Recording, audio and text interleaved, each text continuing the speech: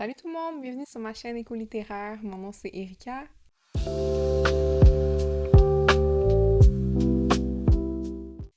Aujourd'hui, on se rejoint pour une vidéo un peu spéciale, un peu différente.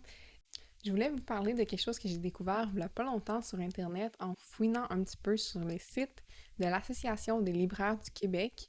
J'ai découvert que tu pouvais demander une prescription littéraire à une des librairies près de chez toi.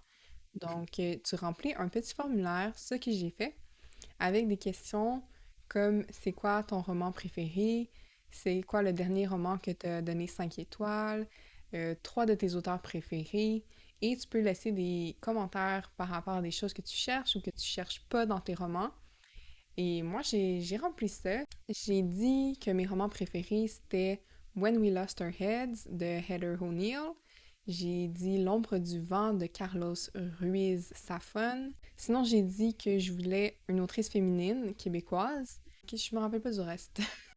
Mais ma prescription est arrivée. Ça dit Bonjour. J'espère que ces suggestions seront vous plaire. Bonne découverte. Le premier roman de ma prescription littéraire, c'est La version qui n'intéresse personne d'Emmanuel Pierroux. Ça dit Sacha et Tom partent s'installer au Yukon pour vivre la vie de bohème dont ils rêvent. Une fois installés là-bas, le rêve tournera rapidement au cauchemar pour Sacha, qui verra toute la communauté se retourner contre elle. Un roman puissant qui nous fait passer par toute une gamme d'émotions et qui nous laisse avec un intense sentiment de colère contre l'injustice de la situation du personnage principal. Vous retiendrez votre souffle tout au long de votre lecture et ne pourrez déposer le livre avant la dernière page. Ça a l'air pas mal intriguant, ça. J'aime toujours quand il y a une injustice. Moi, c'est une de mes valeurs, là, la justice, c'est très important pour moi. Le prochain. Les marins ne savent pas nager de Dominique Scali. Voilà un roman riche et complètement envoûtant. Dominique Scali nous transporte dans un 18e siècle fictif avec une langue singulière et un personnage principal hors du commun. Plongez sans hésiter dans ce grand roman d'aventure peuplé de marins et de grandes marées cruelles, où seuls les plus braves auront le privilège de vivre en sécurité sur l'île d'Is. Vous serez à la fois charmé et dépaysé. Donc je sais pas si c'est une fantasy, ça sonne un peu fantasy pour moi. J'en lis vraiment moins cet été, je sais pas, plus au début de l'année, j'en lisais vraiment beaucoup. Là, je suis comme dans un thriller kick, là. Mais ça pourrait être vraiment intéressant de lire celui-ci. Et le dernier, c'est La chienne de Pavlov de Cato Fortin. À la mort de sa grand-mère, la narratrice découvre que celle-ci avait non seulement un tatouage coquin sur la fesse, mais aussi une double vie. En fouillant dans ses effets personnels, elle découvre tout un plan de vie de Thérèse dont elle ne soupçonnait pas du tout l'existence. Véritable choc au départ, cette révélation sera finalement une révolution dans la vie du personnage principal.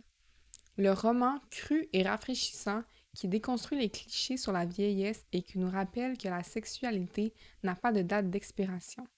C'est signé par Julie et elle précise que c'est des romans pour adultes. Donc à la suite de ces descriptions-ci, on a les couvertures des romans avec la description qu'il y a au dos de la couverture. Et qu'est-ce que j'ai lu? C'était les petits textes que Julie a écrits spécialement pour moi. Donc ça, c'était les 3 livres qu'elle a sélectionnés pour mes goûts personnels. Et j'ai décidé d'en choisir un et de l'acheter à l'instant. Donc, j'ai choisi d'acheter Cato Fortin, La chienne de Pavlov. Et je vais le lire maintenant et vous dire qu'est-ce que j'en pense juste après. C'est un court roman. Je devrais être de retour dans pas trop longtemps. Je suis de retour après avoir lu les 9 premiers chapitres, donc il y a les 50 premières pages à peu près. J'aime vraiment ça, je vais vous expliquer qu'est-ce que j'ai lu à date. Notre protagoniste, c'est une femme, on sait qu'elle est dans la trentaine, elle a pas de nom encore. En tout cas, pour l'instant, moi je sais pas c'est quoi son nom.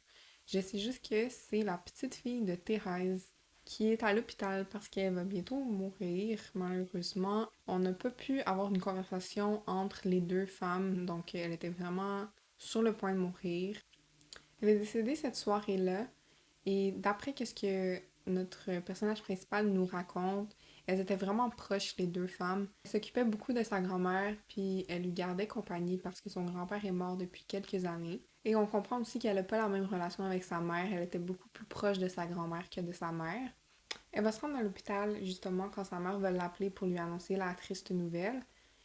Et ensemble, elles vont déshabiller Thérèse et l'habiller dans les vêtements qu'elle avait elle-même choisi de vouloir porter pour ses funérailles. Et quand il la tourne de bord pour accrocher sa brassière, ils vont découvrir un tatou d'une petite fée avec un chapeau de cow-boy, une baguette magique, puis en haut c'est marqué Slut. Donc, c'est ça, c'est assez cocasse, c'est quand même drôle, même si le sujet assez lourd du deuil. Et justement, notre personnage principal, elle trouve ça rigolo, mais après cet événement-là, elle retourne chez elle, puis elle se sent vraiment pas bien. Elle est vraiment en déprime, en gros deuil pendant plusieurs jours.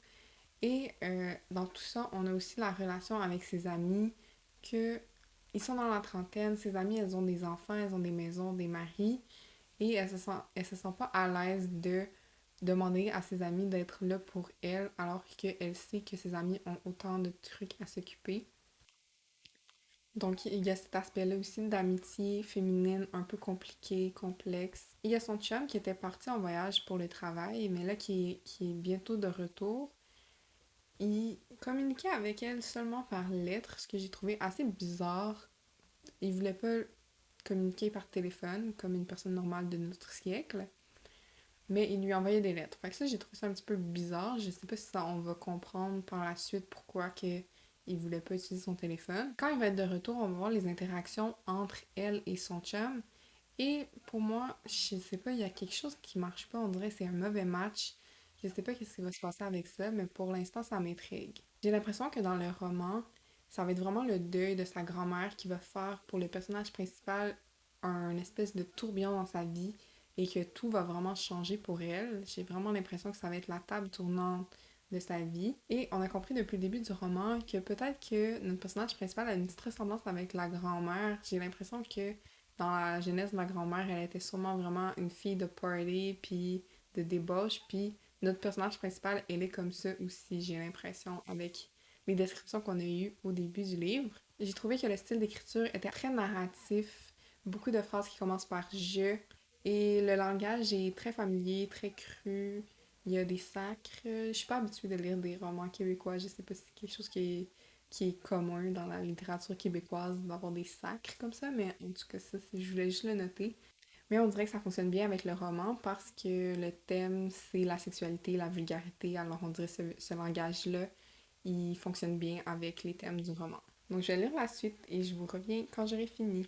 Salut tout le monde! Je suis de retour après avoir fini La chienne de Pavlov de Cato Fortin. Comme je vous disais, la mort de sa grand-mère Thérèse a apporté un gros vent de changement dans sa vie. Je ne vais pas vous donner trop de détails parce que c'est quand même un vraiment petit livre. C'est un livre qui est magnifiquement féministe, sexe positif pour tous, avec des passages vraiment touchants de solidarité féminine.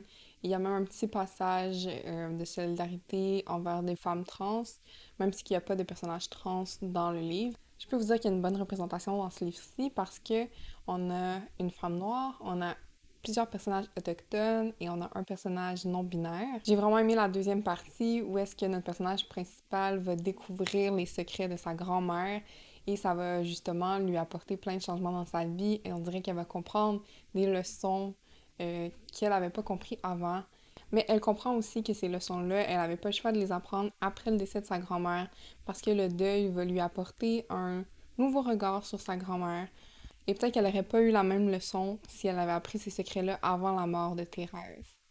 Après qu'il y a eu plein de changements dans sa vie, on retrouve des nouveaux personnages, des nouveaux amis de Jeanne. Finalement, c'est ça son nom, au personnage principal, on l'apprend un peu plus tard. Et la scène finale du livre est vraiment comme un fever dream. J'ai l'impression que j'ai compris ce qui s'est passé, mais je suis pas sûre. Je pense qu'il y a une grosse place à interprétation sur la scène finale, mais j'ai vraiment aimé ça.